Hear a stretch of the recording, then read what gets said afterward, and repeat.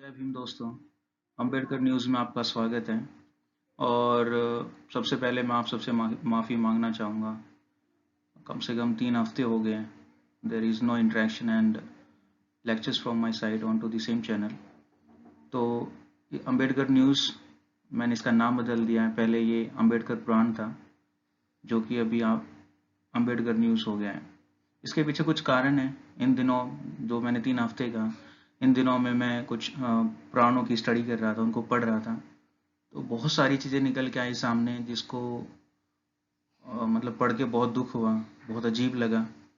चाहे वो अ, हिंदुओं से रिलेटेड है, या फिर किसी स्पेसिफिक कास्ट से रिलेटेड है, या किसी और चीज़ से रिलेटेड है। तो बड़ा दुख हुआ पढ़ के। और हम देख रहे हैं कि उन्हीं पुराणों के थ्रू आज की सोसाइटी काफ़ी कुछ कर रही है नेगेटिव सेंस में। तो इसलिए मैंने इसका नाम चेंज कर दिया, पुराण से न्यूज़। तो आज के बाद अंबेडकर न्यूज़ ही रहेगा इसका नाम, और हम मिलते रहेंगे अंबेडकर न्यूज़ के थ्रू। आज का विषय है 22 पृथ्वीराज रोड से 26 अलीपुर रोड तक। क्या है ये विषय, आज हम इसके बारे में बात करेंगे। ये जो दो जगहें हैं, अलीपुर और पृथ्वीराज रोड, तो इसकी कहानी इस तरह है। Doctor B.R. अम्बेडकर वास्तव में सिद्धांतों के व्यक्ति थे। उन्होंने दूसरों के लिए एक महान उदाहरण स्थापित किया, क्योंकि 31 अक्टूबर 1951 को, इस दिन डॉक्टर अम्बेडकर ने नेहरू कैबिनेट से रिजाइन कर दिया था। उन्होंने अगले ही दिन जो उनका ऑफिशियल रेजिडेंस था, जो कि 22 पृथ्वीराज रोड नई दिल्ली, उसको खाली कर दिया और 26 अलीपुर रोड में शिफ्ट हो गए। उम्मीद है आपको रेजिग्नेशन का कारण पता होगा, ठीक है। अगर नहीं है तो मैं बता देता हूँ। Doctor B.R. अम्बेडकर ने हिंदू कोड बिल पे अपनी जी जान लगाई थी उस वक्त पे, ठीक है। और ये मुद्दा काफ़ी न्यूज़ में रहा, लेकिन उस वक्त पे इसको इम्प्लीमेंट नहीं कर पाए, इसको एक्ट नहीं बना पाए हिंदू कोड बिल को। और इसी के चलते डॉक्टर B.R. अम्बेडकर ने अपना जो पद था, यानी कि लॉ मिनिस्टर थे डॉक्टर B.R. अम्बेडकर, तो उन्होंने इस पद से रिजाइन कर दिया था। खैर, भले ही डॉक्टर अम्बेडकर नियमों की अनुमति के अनुसार, एज पर लॉज और जो रेगुलेशंस हैं, उसके अकॉर्डिंग डॉक्टर B.R. अम्बेडकर कुछ महीने तक आफ्टर हिज रेजिग्नेशन वो इस जगह रह सकते थे, लेकिन उन्होंने फैसला दूसरा लिया। तो उनके कुछ अनुयायियों ने, उनके कुछ फॉलोअर्स ने उनको करोल बाग इलाके में रहने की पेशकश की, लेकिन वे अलीपुर रोड के लिए शिफ्ट हो गए। डॉक्टर अम्बेडकर के PA जो पर्सनल असिस्टेंट थे, उनका नाम है नानक चंद रट्टू। ये बहुत इंपॉर्टेंट पर्सनैलिटी है।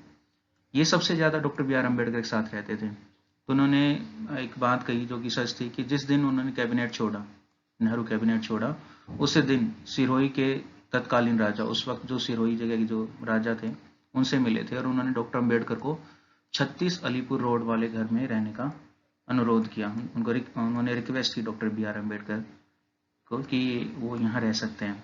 बट ये देखिए important point, doctor Ambedkar Alipur road पर शिफ्ट होने के लिए सहमत तो हो गए, वो एग्री हो गए, लेकिन एक शर्त के साथ कि वो किराए के रूप में एक टोकन राशि भुगतान करेंगे। टोकन राशि का मतलब है कोई, मतलब नॉमिनल सी फीस, ठीक है। वो किराया नहीं होगा, बट एक उसके तरह ही कोई फीस जमा करेंगे, ठीक है।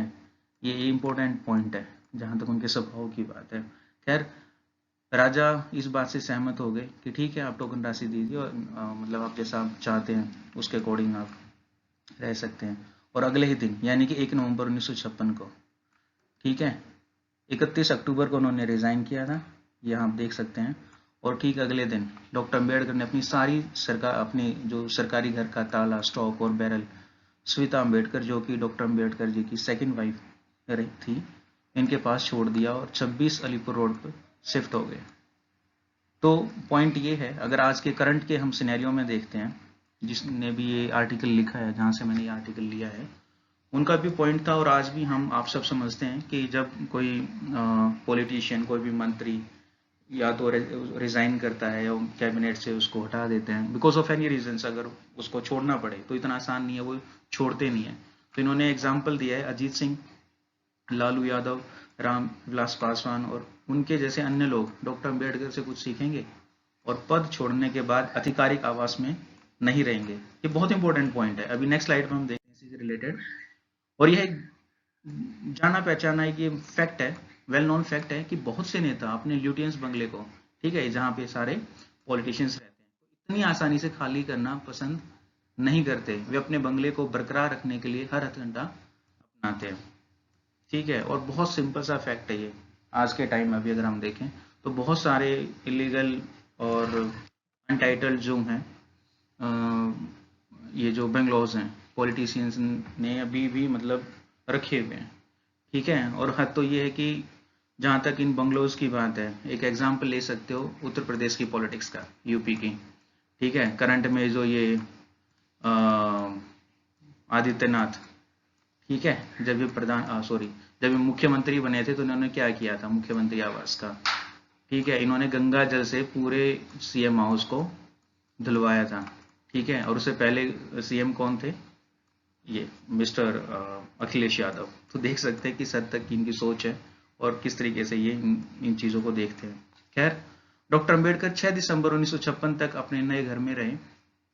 ये वो दिन है जिस दिन उनका महापरिनिर्वाण हुआ था और जब उनकी नींद में ही मृत्यु हो गई थी। तो 26 अलीपुर रोड पर उनके रसोईया ये सुदामा जी थे, ठीक है, वही रहते थे। और रत्तू जी, जो नानक चंद रत्तू जी, जो इनके पीए रहे हैं, वो किंग्सवे कैंप क्षेत्र में रहते थे। ये कोई एरिया था इसके पास में ही, यहाँ रहते थे।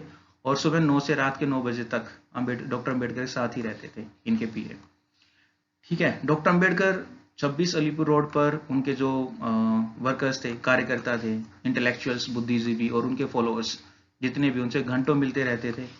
और जब कभी भी वक्त बीतता था, बैठते थे वो, उनको सादा भोजन परोसा जाता था। और वे ब्रिटिश राज और देश के विभाजन से आज़ादी के शुरुआती दिन थे। ये जो भी टाइम अभी चल रहा है जिसके बारे में हम बात कर रहे हैं 56 से पहले की, तो उस टाइम ये जब देश का डिवीजन हो गया था, भारत पाकिस्तान बन गए थे, तो तब की बात है।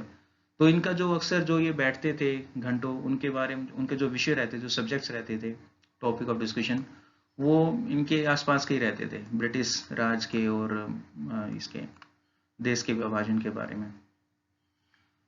दूसरी खास बात ये थी कि उन्होंने यहाँ बड़े पैमाने पर पढ़ना शुरू किया क्योंकि वे अपनी आधिकारिक जिम्मेदारियों से मुक्त थे, यानी कि अब वो रिजाइन कर चुके थे और उनके पास बहुत ज़्यादा टाइम था इन सब चीज़ों के लिए, तो उनके पास पढ़ने और लिखने के लिए अधिक समय था।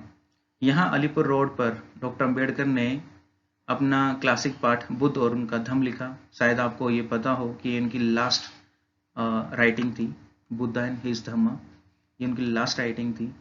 ये बुद्ध के जीवन और बौद्ध धर्म पर एक ग्रंथ है और अंबेडकर का अंतिम कार्य था, ये आगे लिखा हुआ है, ये उनकी लास्ट कृति थी जो उन्होंने लिखा था।